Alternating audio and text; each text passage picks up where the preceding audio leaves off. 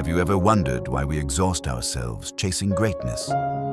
In this vertical city, oxygen is the currency, and the peak is the only hope for survival. The promise is simple. Climb to the highest floor and achieve eternal freedom. But in this concrete jungle, the air you breathe comes at a terrible price. Look into their eyes. They are mirrors of a desperate dream. They trade their days for a single breath, staring upward at a heaven they cannot reach. The journey begins with a single step, a hollow echo against the iron. This is the start of a race where the air grows thinner with every stare. At the checkpoints, the air turns thin and hallucinations begin. Here, the thin line between humanity and desperation vanishes as the struggle for oxygen turns violent. Panic becomes the only emotion. When your lungs scream for air, you don't see friends or family anymore. You only see the next source of life. But look closely at the shadows. The wolves sit in silence, sipping wine and watching the chaos below. To them, your struggle is merely prime-time entertainment. This is the cruel contrast of the tower. While the sheep trample each other for life, the masters of the game enjoy the silence of their privilege. One falls into the abyss, a life extinguished in a second. No one stops. No one looks back. The climb demands every ounce of your focus. This isn't a race to freedom. It is a race towards self-destruction. In the pursuit of survival, the climbers have already lost their souls to the machine.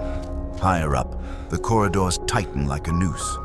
The pressure builds until your body begins to break, leaking life through your nose and your pores. Welcome to the real rat race. You run until your heart bursts on a staircase that moves downward, working harder just to stay in the same place. The protagonist has more oxygen than anyone, yet his lungs still burn with agony. He learns the hard way that more is never enough in this game. He looks up, and the peak is still 1,000,000 miles away. The goalpost moves further with every step you take toward your supposed salvation. Then the tower trembles. A cold voice announces that the fuel is running low. They tell you to climb faster, to work harder, to breathe less. Just move a little bit to the left. On the 90th floor, the theater effect takes hold. When one person stands to see the view, everyone else is forced to stand even higher.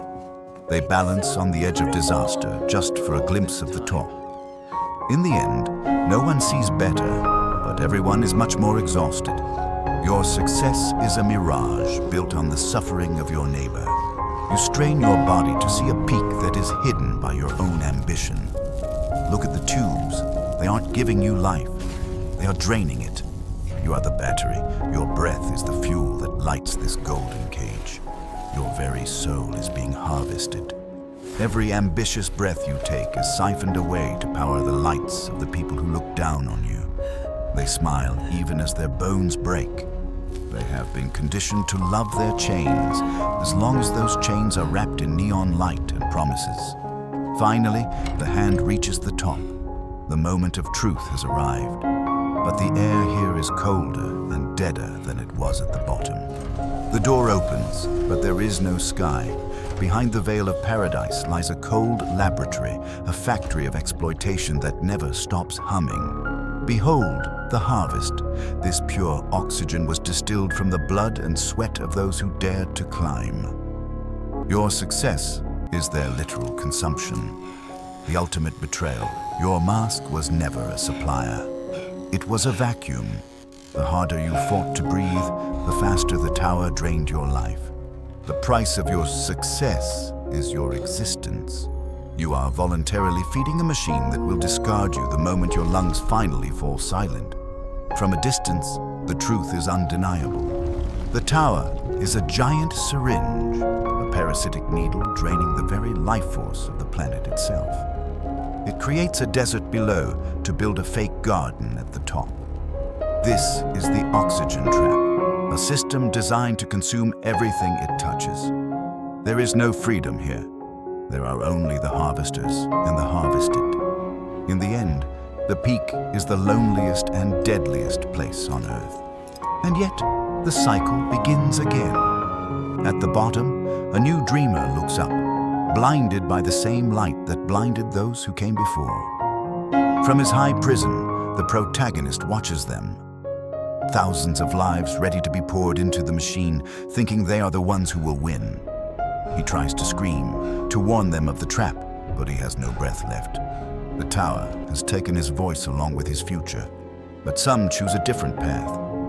A few brave souls turn their backs on the vertical nightmare, seeking a life that isn't measured in canisters.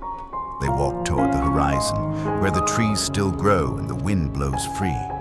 They choose the horizontal truth over the vertical lie. In the forest, oxygen is a gift, not a commodity. Here, you don't have to climb over anyone to simply exist and breathe the fresh air. The question remains for you. Are you spending your life climbing a tower that wants to consume you? Or are you actually living your life?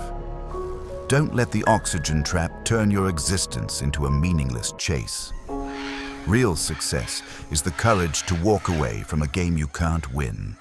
Wake up before your canister runs dry.